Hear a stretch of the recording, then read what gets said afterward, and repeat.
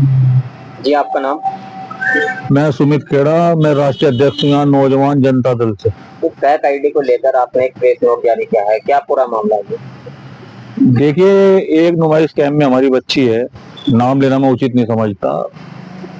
उसकी एक fake ID, उसने हमें शिकायत बताई कि भैया मेरी ना किसी ने फेक आईडी बना ली। तो जब हमने उसकी जांच की तो हमें पता चला कि एक लड़की ने ही दूसरी लड़की की फेक आईडी बनवा रखी है। उसके संदर्भ में हमने जब पता लगाया तो वो लड़का एक आरएसएस के कार्यकर्ता का लड़का है, उसका नाम अभिनव आनंद है, उसके पिता का नाम आनंद है।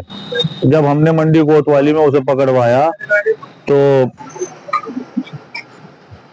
मंडी कोतवाली में उसने कबूल किया कि उसने सिर्फ इन लड़कियों के कहने से वो आईडी बनाई है या आईडी हैक की है। उसके कबूल करने के बाद मंडी थाने में से हमें भेज दिया गया, हमें ये कह दिया गया कि ये थाना सिविल लाइन का मामला है, लड़का भाग गया।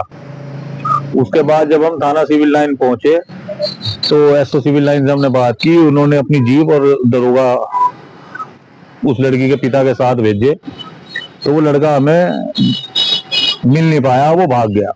आज सुबह जब हमने एसओ से पूछा कि भाई जो हमने कल आपको मामला बताया था उसमें क्या हुआ, तो उसमें उसने हमें बताया कि उसे मंत्री जी के यहाँ से फोन आया है कि उन्होंने वो फैसला निपटा दिया। हमने कहा भाई अब पीड़ित पक्ष तो हमारे पास बैठा है, तुमने मामला निपटा कैसे दिया? कहने लगे जी आप मंत्री जी के भाई से बात कर लो।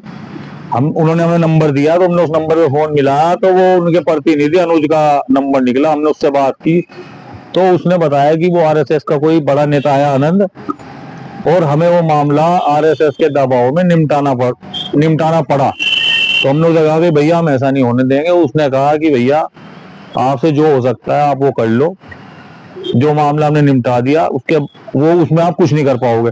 फिर हमने दोबारा एसओ सिविल लाइन से बात की तो एसओ सिविल लाइन ने हमें ये कहा कि भैया पुलिस को काम करने ही कहा दिया जा रहा है, पुलिस जब भी गाड़ी भेजती है माननीय मंत्री कपिल देव जी के यहाँ से फोन आ जाता है और हमें गाड़ी वापस लानी पड़ती है। अब एसओ सिविल लाइन ने हाथ खड़े कर दिए कि वो कोई कार्रवाई नहीं करेगा।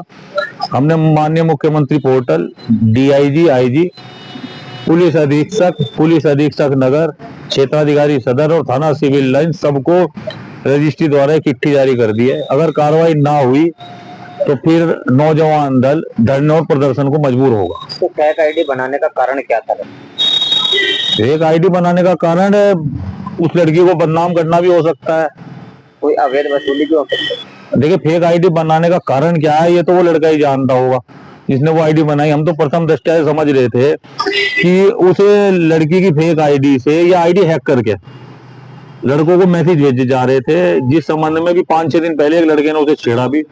हमने उस लड़के को पकड़ा तो उसने ये बताया कि इंस्टाग्राम पे हमें इस लड़की के मैसेज प्राप्त हुए थे, जबकि वो मैसेज उस लड़की ने किए ही नहीं।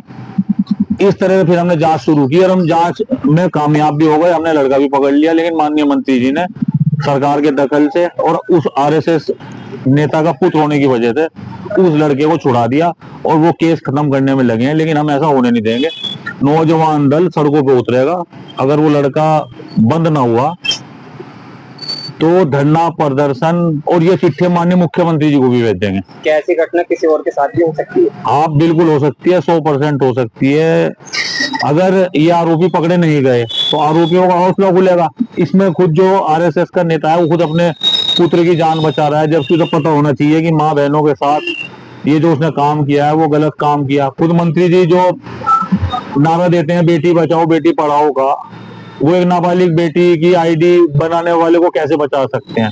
इसका जवाब मंत्री जी को देना पड़ेगा, नहीं तो आने वाले चुनाव में मंत्री जी का स्वागत हमारे क्षेत्रों में अंडे और टमाटरों से होगा।